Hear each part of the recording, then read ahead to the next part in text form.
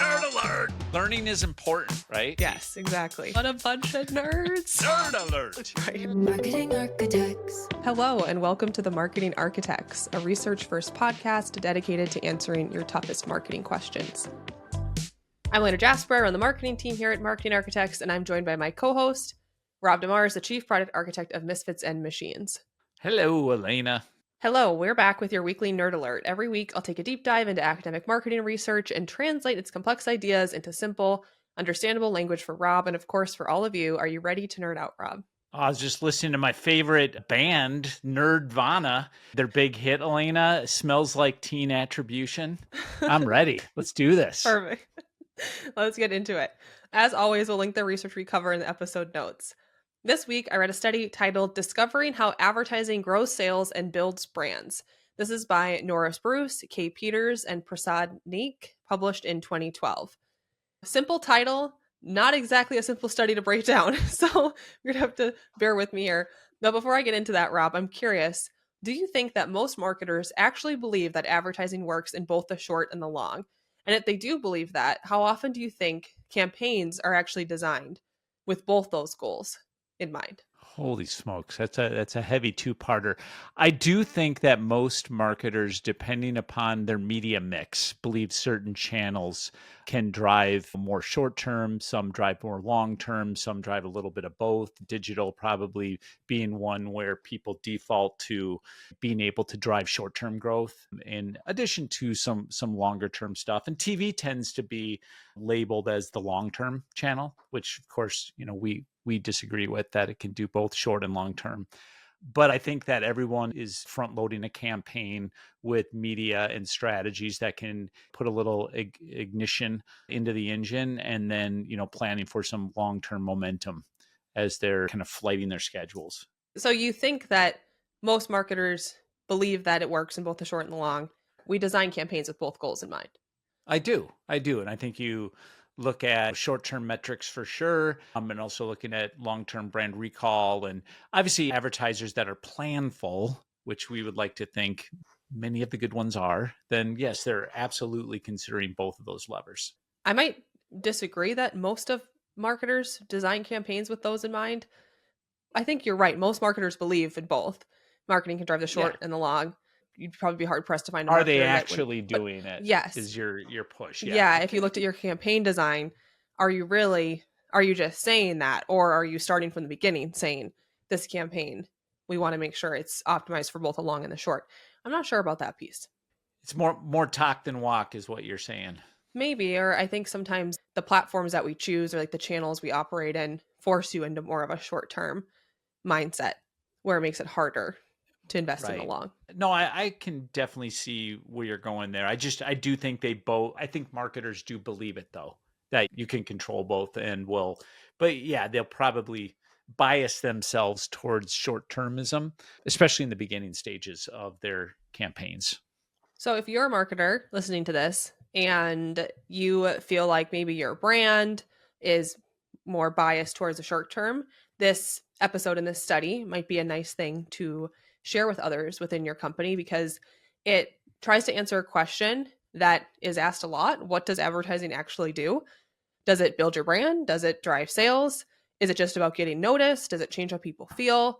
It looks at all of that. And this paper was published in the Journal of Marketing Research, and it tries to map out the full journey from ad exposure to final purchase by looking at how advertising shapes what people think, feel, and do. And instead of treating brand building and sales activation as separate goals, the authors argue that those effects are deeply connected, which sounds a lot like a report we love from work, the multiplier effect. I would say this academic paper it was a little tough for me to understand because these people are incredibly smart. It's an academic paper, right? It's not translated to us lay people, us lay marketers. So if you're looking for a quicker, maybe get on this stuff, probably look into the multiplier effect, because all those genius people took that and they helped translate it into language that Rob and I believe in you, Elena. I believe in you. I know, it's gonna be tough. All right. They looked at all this stuff, think, feel, and do. They call this approach an integrated hierarchy framework, and it links advertising to 3 intermediate effects. So that's cognition, that's the think piece. What are people thinking? Affect, that's how they're feeling, think, feel. And then experience, that's the do piece, what they do. So we got cognition, affect, and experience. Think, feel, do. They then tracked how those effects unfold over time and ultimately lead to sales. So how'd they do this? They collected 5 years of weekly data from a major soft drink brand. That was 251 weeks of advertising. Did I say 5 weeks? I meant 5 years. I hope I said 5 years. 5 years, which was 251 weeks of advertising spend, sales, and consumer survey responses. That was over 30,000 interviews across 16 different mindset metrics like brand recognition, liking, and purchase intent. So this is a soft drink brand, but there's a lot of data here, a lot of time they looked at. Right. And instead of assuming that all brand metrics are clean indicators of consumer response, the authors used a Bayesian state space modeling. And Rob, we did cover Bayesian. Do you remember we covered that in a Nerd Alert? I think I blacked it out. That was a tough one. So they use that. I'm going to tell you what that is again. But they also used Kalman filtering to strip out measurement noise. So just to bring us up to speed, Bayesian modeling, it's using probability to make educated guesses. So you could say, all right, given everything we know, what's the most likely way advertising is influencing people? And it updates those guesses as new data comes in. And then Kalman filtering is a method that helps clean up messy data. If you're trying to track something over time, like whether brand liking is going up or down, Kalman filtering helps you separate the real signal from the random noise. So essentially, that's just helping us strip out, like they use these two things to get cleaner data, as far as I understand it. And then they group those metrics into those latent factors I just mentioned, the think, feel, and do, cognition, affect, and experience. And they tested how those factors influence one another, how they change over time, and how they drive sales. And here's what they found. They found that for this brand in particular, the path from advertising to purchase didn't follow the traditional order we're taught, which is think, feel, and do. Instead, it happened in a completely different way. First, people used or experienced the product, so they tried it. Then they thought more about it. Maybe they were noticing the packaging, remembering the ad, or considering it made it different.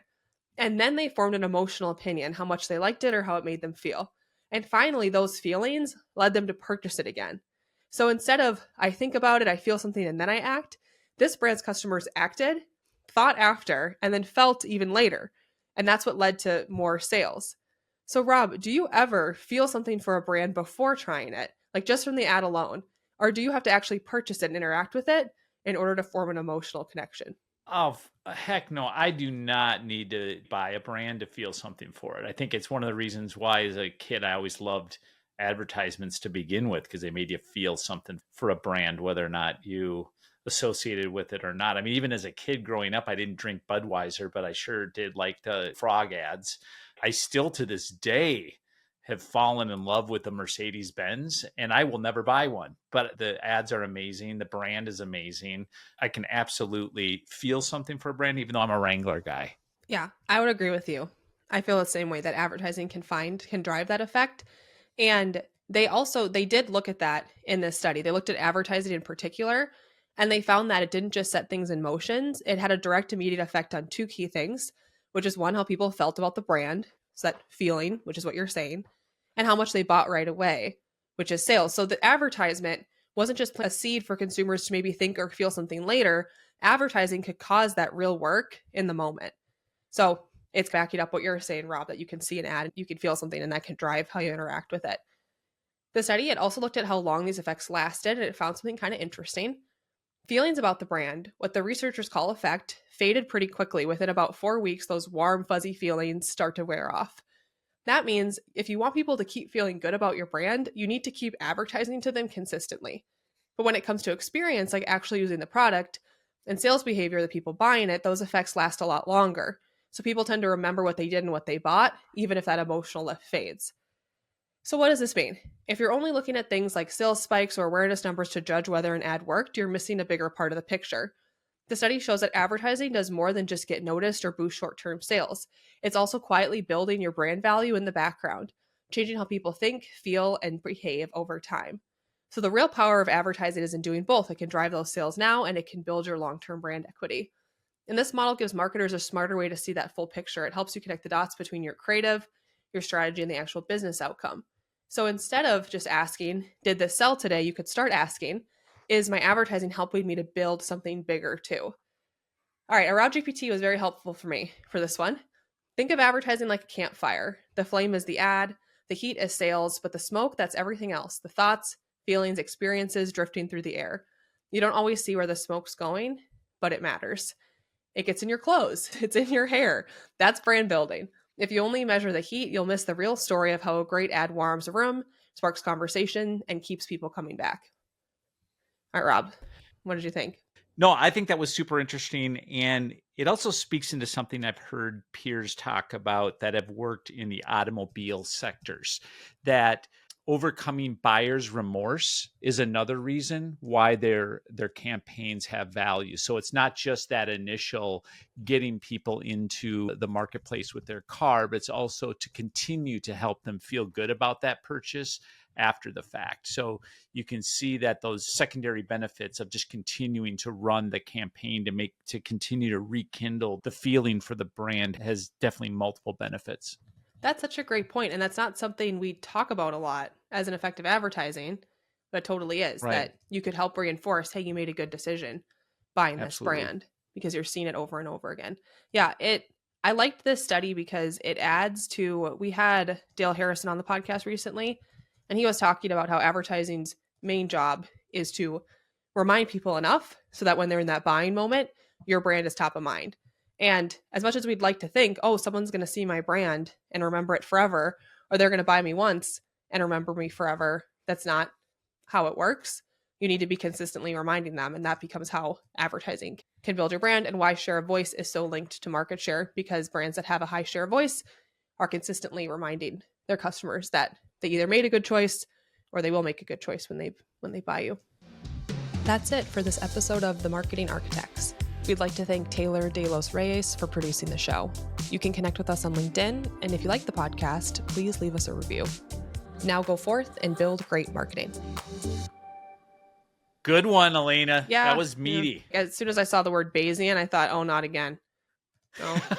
But apparently Bayesian is like it's a foundational attribution model or something. It's not necessarily something new and complex. I'm like, well, good thing I'm not an analyst, because Sounds cool. yeah, it does. Marketing architects.